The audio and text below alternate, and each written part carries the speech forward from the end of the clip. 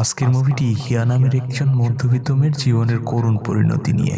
আপনি যদি একজন মধ্যবিত্ত পরিবারের মানুষ হয়ে থাকেন অথবা মধ্যবিত্ত লাইফটিকে দেখে থাকেন তাহলে ভিডিওটি সম্পূর্ণ দেখুন, অনেক কিছু ফিল করতে পারবেন।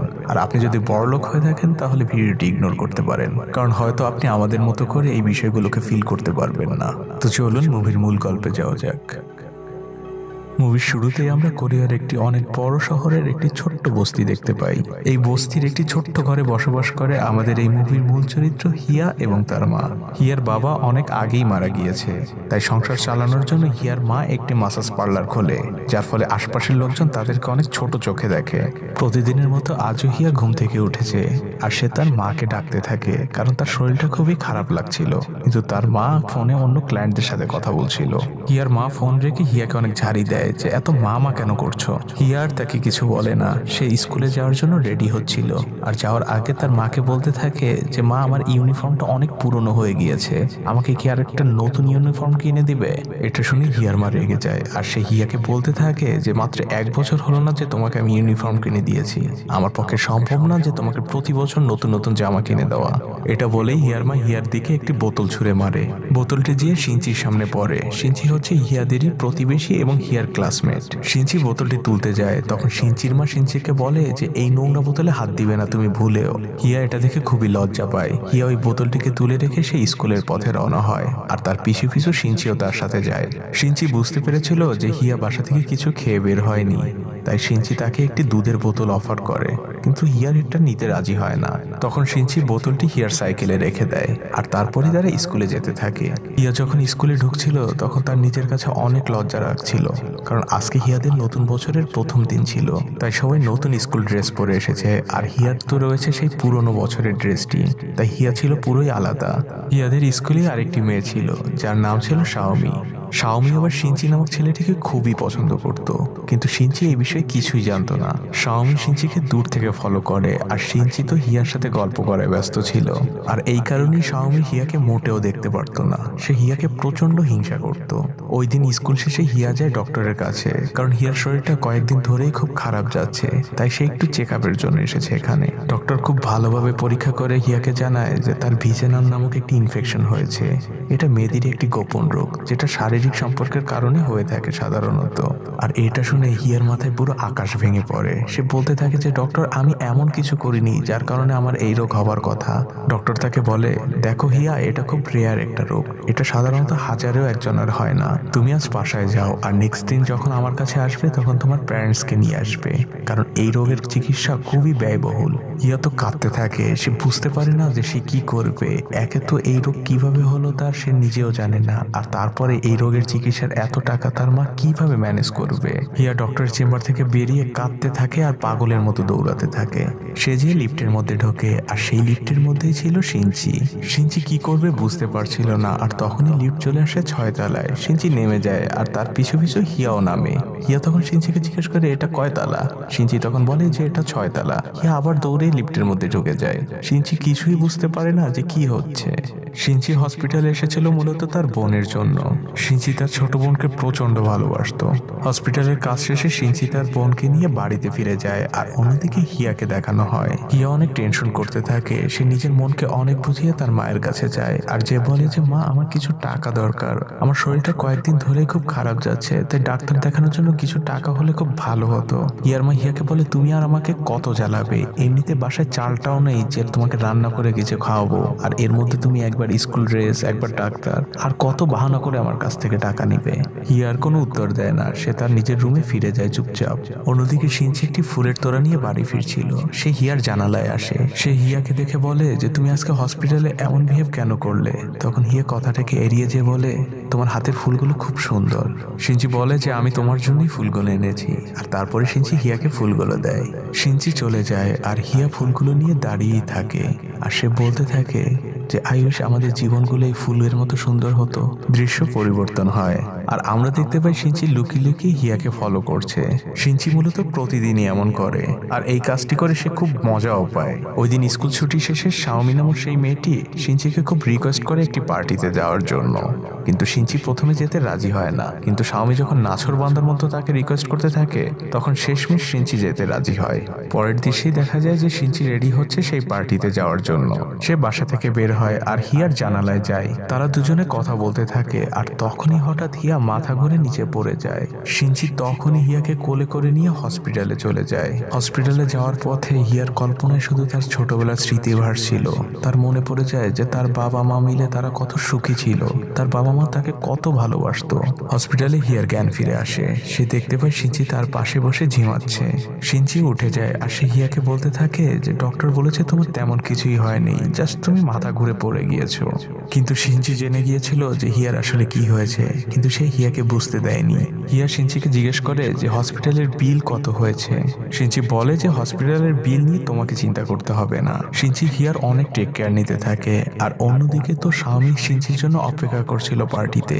শিনচি শাওমিকে ফোন করে আর তাকে জানায় যে সে ওই পার্টিতে যেতে পারবে না, কারণ হিয়া হঠাৎ করেই অসুস্থ হয়ে পড়েছে। আর এটা শুনে শাওমি হিয়ার উপর আরো রেগে যায়, কারণ সে ভাবে হিয়া হয়তো ইচ্ছা করে শিনচিকে আসতে দেয়নি পার্টিতে। আর অন্যদিকে হিয়া হসপিটালের বেডে বসে তার এই অবস্থার জন্য কাঁদছিল।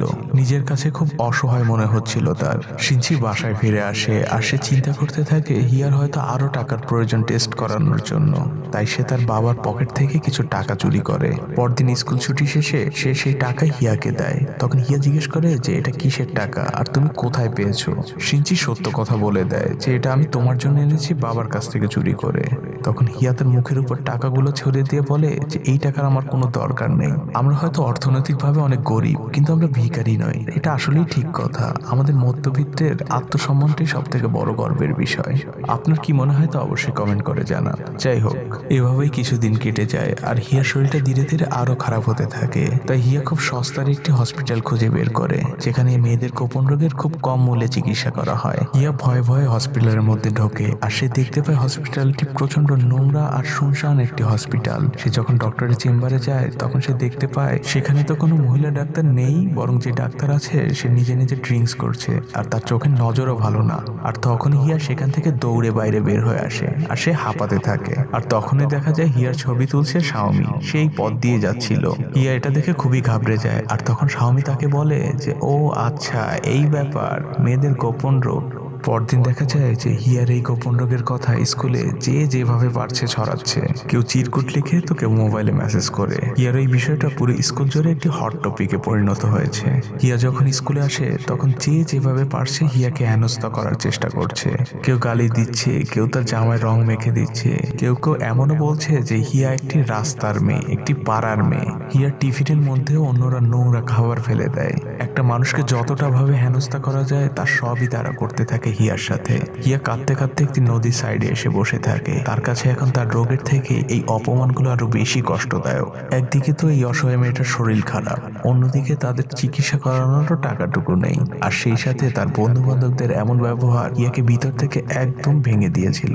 পরদিন দেখা যায় যে হিয়ার ব্যাগটি একটি ডোবার মধ্যে পড়ে যায়। আর হিয়া যখন ওই ব্যাগটিকে তুলতে যায় তখন সে প্রায় ডুবে যাচ্ছিল, কারণ সে সাঁতার জানতো না। আর তখনই তাকে শিনচি এসে বাঁচিয়ে নেয়। শিনচি হিয়াকে জিজ্ঞেস করে যে হিয়া তুমি কেন আত্মহত্যা করতে চাচ্ছিলে, আত্মহত্যা তো কোনো সমাধানের পথ না।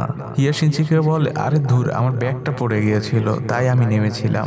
হিয়া সেখান থেকে উঠে চলে যাচ্ছিল। আর তখন শিনচির উদ্দেশ্যে সে বলে যে আমি জানি তুমি আমাকে পছন্দ করো, কিন্তু তুমি আমাকে ভুলে যাও, কারণ আমি কোনো ভালো মেয়ে নই আর আমি খুব খারাপ একটি রোগে আক্রান্ত।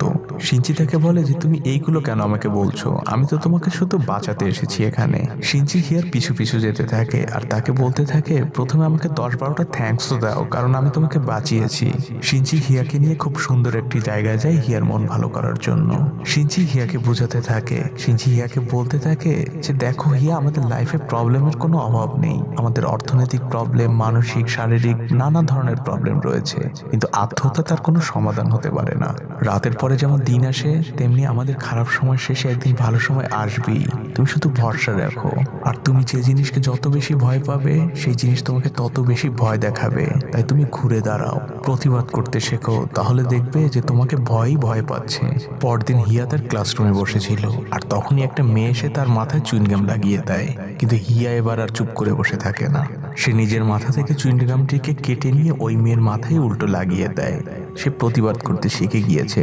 এখন যেই তাকে অপমান করে সে তার উপযুক্ত জবাব দেয়। যখন হিয়া একা পেরে ওঠে না তখন শিঞ্চি তাকে পিছন থেকে সাপোর্ট দেয়। আর এভাবেই হিয়া নিজেকে ধীরে ধীরে আত্মবিশ্বাসী করে তোলে। তার মুখে হাসি ফোটে অনেক দিন পর। হিয়া বাসায় ফিরে আসে আর সে বাসায় ফিরে আলমারির মধ্যে কিছু খুঁজতে থাকে। আর আমরা দেখতে পাই হিয়া একটি টাকার খাম বের করে। হিয়া এই টাকাগুলো জমিয়েছে তার নিজের চিকিৎসা করার জন্য। আমরা যারা মধ্যবিত্ত আছি তারা জানি যে আসলে আমরা আমাদের নিজের স্বপ্নগুলোকে পূরণ করার জন্য এভাবে কত কষ্ট করে টাকা জমাই। যাই হোক, হিয়ার মা তখন সেখানে চলে আসে আর সে ভাবে যে হিয়া হয়তো তারই টাকা চুরি করছে, কারণ হিয়ার মাও এভাবে আলাদাভাবে টাকা জমাচ্ছিল হিয়ার জন্য, যাতে করে সে হিয়ার স্কুলের বেতন এবং হিয়াকে নতুন একটি স্কুল ড্রেস কিনে দিতে পারে। আমাদের অনেকেরই বাবা মা এভাবেই আমাদের জন্য টাকা জমায়। তারা নিজেদের সুখগুলোকে পূরণ না করে আমাদের স্বপ্নগুলোকে বাস্তবে পরিণত করার জন্য তারা তাদের ঘাম ঝরানো টাকাগুলোকে জমাতে থাকে। আপনাদের বাবা মা এমন করে কিনা অবশ্যই কমেন্ট করে জানান। হিয়া তার মাকে বলে যে মা, আমি এই টাকাগুলো অনেক দিন ধরে জমিয়েছি। আমি পাবলিক টয়লেটেও কাজ করেছি, শপিং মলে কাজ করেছি। আমার ভিজানাল ইনফেকশন নামে খুব খারাপ একটি রোগ হয়েছে, তাই আমি চিকিৎসার জন্য এই টাকাগুলো জমিয়েছি। কিন্তু হিয়ার মা হিয়াকে ভুল বোঝে। সে তাকে বলতে থাকে যে তুই কার সাথে কি করেছিস। হিয়া তার মাকে বলে যে মা, বিশ্বাস করো আমি কারোর সাথে কিছু করিনি, তোমার যাতে কষ্ট না হয় তাই আমি এই টাকাগুলো জমিয়েছি। হিয়ার মা তার ভুল বুঝতে পারে। সে নিজেকেই নিজে থাপ্পড় দিতে থাকে। আর এরপরই হিয়ার মা হিয়ার হাতটি ধরে বাইরে নিয়ে আসে তাকে হসপিটালে নিয়ে যাওয়ার জন্য। আর অনেক দিন পর হিয়া তার মায়ের কোমল হাতের স্পর্শ অনুভব করে। হিয়া বুঝতে পারে যে তার মা শুধু তার সাথে খারাপ ব্যবহার করে না, বরং তার মা যত কষ্ট করে সবই তার জন্যই করে। আর এটাই হচ্ছে আমাদের মতো মধ্যবিত্ত পরিবারের বাবা মা। তাদের মুখে হয়তো হাসি থাকে না সব সময়, কিন্তু তারা সব সময় আমাদের জন্য পরিশ্রম করে যায়। আর এটা আমরা অনেক সন্তানরাই হয়তো অনেক সময় বুঝতে পারি না। যাই হোক, হিয়া ধীরে ধীরে সুস্থ হতে থাকে আর সে স্বাভাবিক জীবনে ফিরে আসতে থাকে। এভাবেই বেশ কিছুদিন কেটে যায়। একদিন হিয়া সাইকেলে করে বাড়ি ফিরছিল আর পথের মধ্যে সে দেখে শাওমি নামক সেই মেয়েটিকে কিছু ছেলে মেয়ে মিলে মারছিল। শাওমি হিয়াকে দেখে ফেলে আর সে হিয়ার কাছে যেয়ে বলে যে তুমি এই কথা কাউকে বলবে না, তাহলে আমি তোমাকে মেরেই ফেলবো। কিন্তু হিয়া তো ছিল অন্যরকম মেয়ে। সে শাওমিকে বলে যে পারলে আমাকে মেরে দেখাও। এটা বলে হিয়া ওখান থেকে চলে যায়। কিন্তু হিয়া কাউকেই কিছু বলে না, কারণ সে তো শাওমির মতো না। দৃশ্য পরিবর্তন হয় আর আমরা সিনচির বোনকে দেখি। তার ফোনে হিয়ার নাম্বার থেকে একটি মেসেজ এসেছে। সেখানে লেখা ছিল যে তুমি আমার সাথে একটু প্লিজ স্কুলে দেখা করো। কিন্তু ব্যাপারটা হচ্ছে হিয়া এই মেসেজটি করেনি, বরং Xiaomi here phone number hack করে সিনচির বোনকে এই মেসেজ পাঠিয়েছে। পরের দিশেই দেখা যায় যে সিনচির বোন সেই স্কুল কম্পাউন্ডে গিয়েছে, কিন্তু সেখানে কিছু ছেলে তার জন্য আগে থেকে অপেক্ষা করছিল। তারা সিনচির বোনকে দেখে তাকে তাড়া করে। সিনচির বোন পালাতে পালাতে ছাদে উঠে যায় আর ছাদের রেলিং ভেঙে সেখান থেকে পড়ে সিনচির বোন সেখানেই মারা যায়। পরদিন পুলিশ এই বিষয় নিয়ে ইনভেস্টিগেশন করতে শুরু করে। তারা হিয়ার নাম্বার থেকে আসা মেসেজ নিয়ে অনেক কথা বলতে থাকে। তারা সন্দেহ করছিল হিয়া হয়তো সিনচির বোনকে ডেকে নিয়ে মেরে ফেলেছে।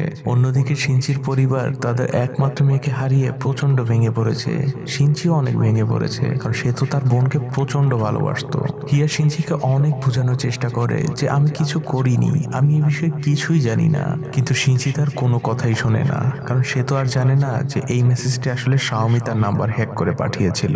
হতভাগা হিয়ার আসলে ভাগ্যটাই খারাপ। তার জীবন থেকে আবারও সুখ হারিয়ে যায়। এবার হিয়াকে স্কুলের সবাই খুনি বলতে শুরু করে। তারা দেওয়ালে দেওয়ালে হিয়া একজন খুনি এটা লিখে রাখে। হিয়া তার এই মিথ্যা কলঙ্ককে মুছে ফেলার অনেক চেষ্টা করে।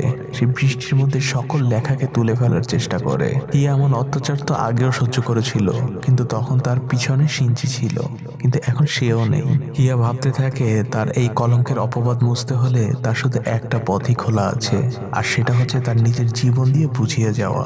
তাই হিয়া চলে যায় সমুদ্রের পাড়ে। আর এই কথা পুরো স্কুল জুড়ে ছড়িয়ে পড়ে। তখন স্কুলের সবাই চলে যায় সমুদ্রের পাড়ে, কিন্তু সিনচি সেখানে যায় না। সে স্কুলের মধ্যেই বসে থাকে। সমুদ্রের পাড়ে অন্যান্য স্টুডেন্টরা হিয়ার উদ্দেশ্যে বলতে থাকে যে হিয়া অভিনয় করছে, হিয়া একটা খুনি। এইদিকে সিনচি নিজেকে আর আটকে রাখতে পারে না। সে তখন দ্রুত দৌড়ে সমুদ্রের পাড়ে ঘরে চলে যায় আর সে সবাইকে বলতে থাকে যে হিয়া কোনো খুনি নয়। তখন অন্যান্য স্টুডেন্টরা শিনচিকে বলতে থাকে যে তুমি কি পাগল হয়ে গিয়েছো, ও তোমার বোনকে খুন করেছে। হিয়া তখন ঘুরে দাঁড়ায় আর তাদের উদ্দেশ্যে বলে, আমি কখনো কারো কোনো ক্ষতি করিনি, কিন্তু তোমরা আমার অনেক ক্ষতি করেছো। তোমরা আমাকে গালি দিয়েছো, আমাকে মেরেছো, আমার খাবারের মধ্যে ময়লা দিয়েছো। আমি গরিব পরিবারের একটি মেয়ে, আমার মাত্র একটি স্কুল ড্রেস ছিল আর তোমরা সেটিও নষ্ট করে দিয়েছো।